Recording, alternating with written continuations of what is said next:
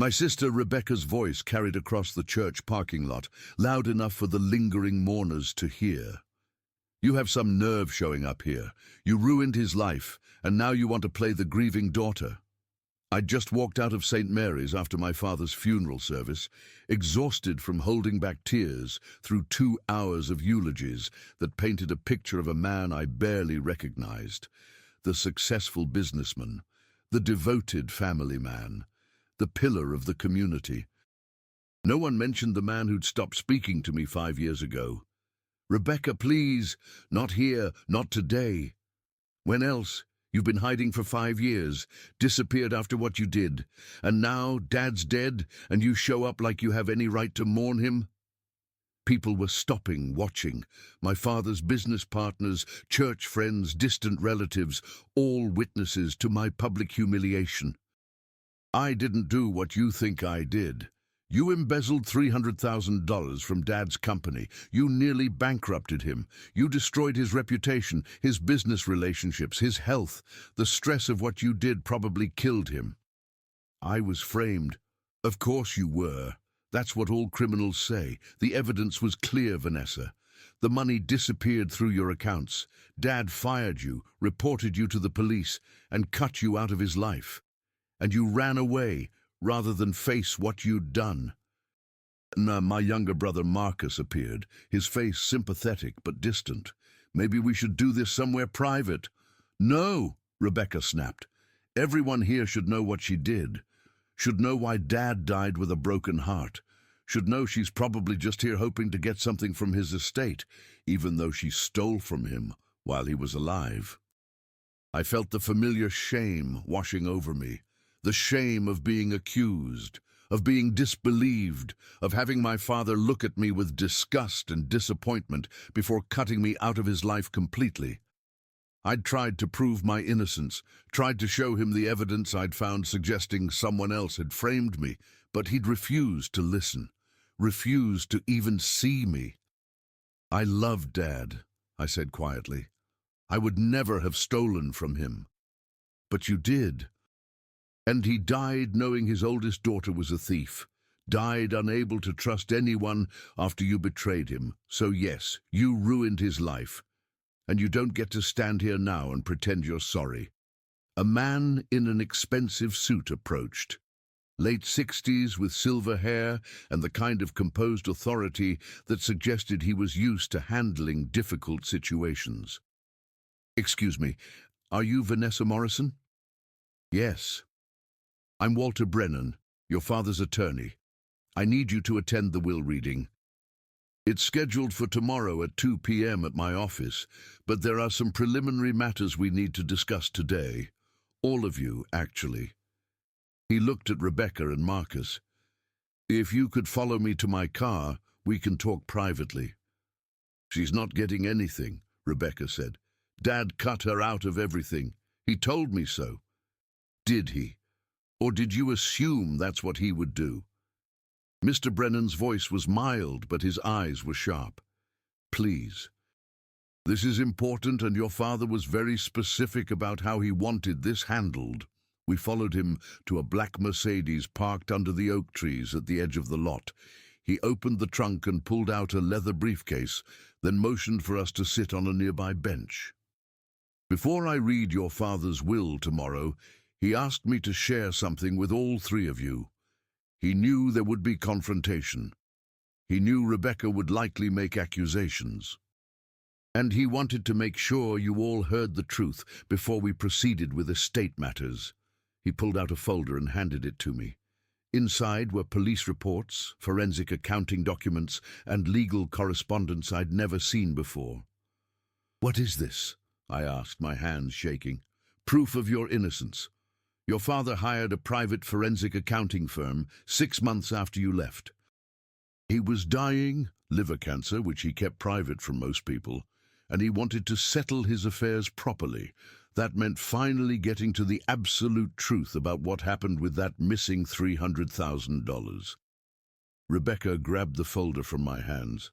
"This doesn't prove anything. It proves everything. The forensic accountant discovered that the embezzlement was much more sophisticated than the initial investigation suggested. Someone had used Vanessa's credentials, yes, but they'd also manipulated timestamps, created false digital trails, and carefully framed her for the theft. That someone was you, Rebecca. The parking lot went silent. Marcus looked stunned. Rebecca's face went from confident to pale in seconds. That's insane, is it? The accountant traced the money to a series of shell companies. Those companies were registered to offshore accounts. And those accounts were ultimately controlled by your husband Brian's investment firm. You and Brian stole $300,000 from your father's company to cover Brian's gambling debts. When you got caught, you pinned it on Vanessa. I would never. You did.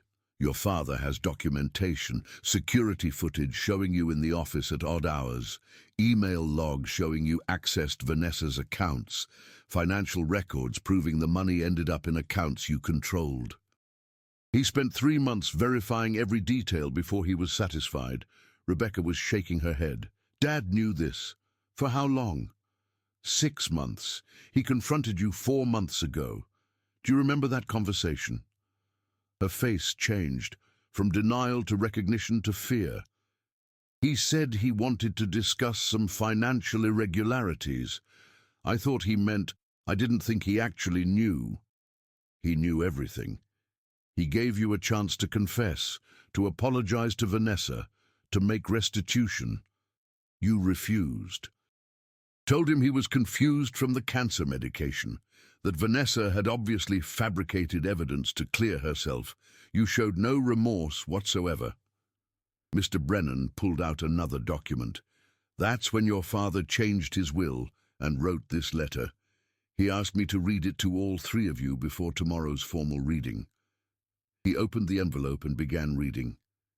To my children, if you're hearing this, I'm gone. And Rebecca has probably already accused Vanessa of ruining my life, of stealing from me, of being responsible for my death. Rebecca, you're the one who ruined lives. You stole from my company. You framed your sister. You let Vanessa be fired, investigated, publicly humiliated, and cut off from her family, while you maintained your position as the innocent daughter. You destroyed her reputation and her relationship with me to save yourself. When I discovered the truth, when I finally hired investigators who could find what the initial police investigation missed, I was devastated. Not just because you'd stolen from me, but because you'd let Vanessa suffer for 5 years for something she didn't do. I tried to reach Vanessa, called, wrote letters, hired investigators to find her. She disappeared completely, changed her name, moved across the country. I don't blame her. I destroyed her life by believing you instead of her. Why would she ever want to speak to me again? I found her 4 months before I died. She was living in Portland under a new name, working as a bookkeeper for a small non-profit, rebuilding a life from nothing. I tried to call. She wouldn't answer. I tried to visit. She wouldn't see me. The last message I left said, Vanessa, I know the truth. I know you were innocent. I know Rebecca framed you. I'm dying, and I need to apologize before I go. Please call me. She never did. I died without getting to tell my daughter that I was sorry for not believing her, sorry for cutting her off, sorry for choosing the easy narrative over the difficult truth. Rebecca, I'm leaving you $1. Not because I'm vindictive, but because you need to understand actions have consequences. You stole from me, framed your sister, and showed no remorse when confronted. You don't deserve my money or my forgiveness. Marcus, you get $200,000. You were neutral in all of this, never defending Vanessa but never attacking her either.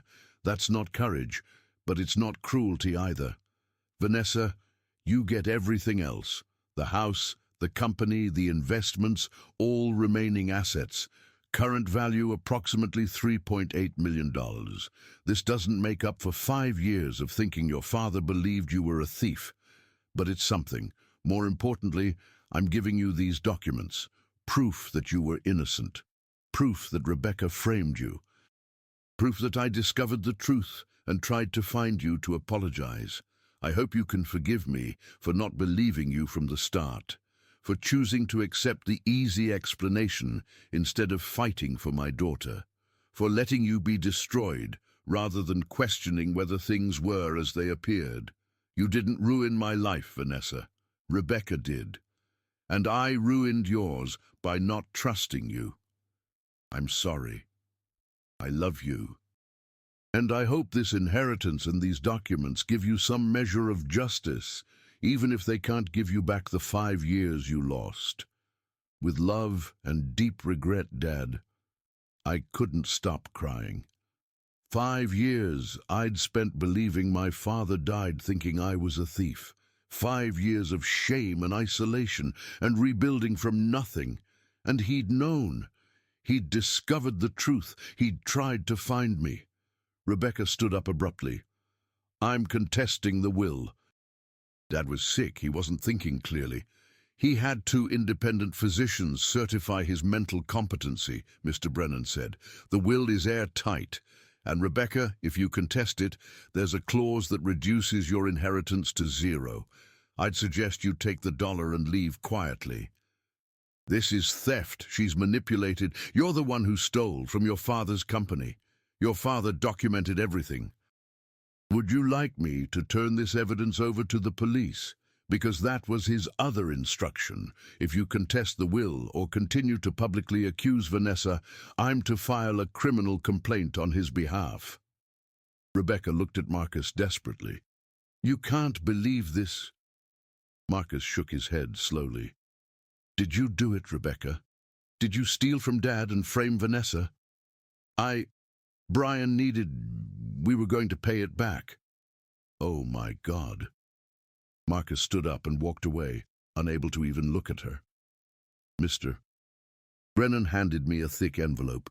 Your father wrote you a personal letter as well. He asked me to give it to you separately. I opened it with shaking hands and read my father's final words to me. Vanessa, I'm writing this knowing you probably won't read it while I'm alive. You've made it clear you don't want contact, and I understand why. I failed you catastrophically, but I need you to know. I discovered the truth. I know Rebecca framed you. I know you were innocent all along. And I'm sorry I didn't believe you from the beginning. You tried to show me evidence. You begged me to look deeper into the investigation. You asked me to trust you, and I refused. I chose to believe the easy narrative that my oldest daughter had betrayed me, rather than face the harder truth that my youngest daughter was capable of such cruelty. That's on me, not on you. I hope the inheritance helps rebuild what I helped destroy. I hope these documents clear your name publicly. And I hope you can eventually forgive an old man who learned too late to trust the daughter who deserved it most. I love you, Vanessa. I always did. I just didn't show it when it mattered.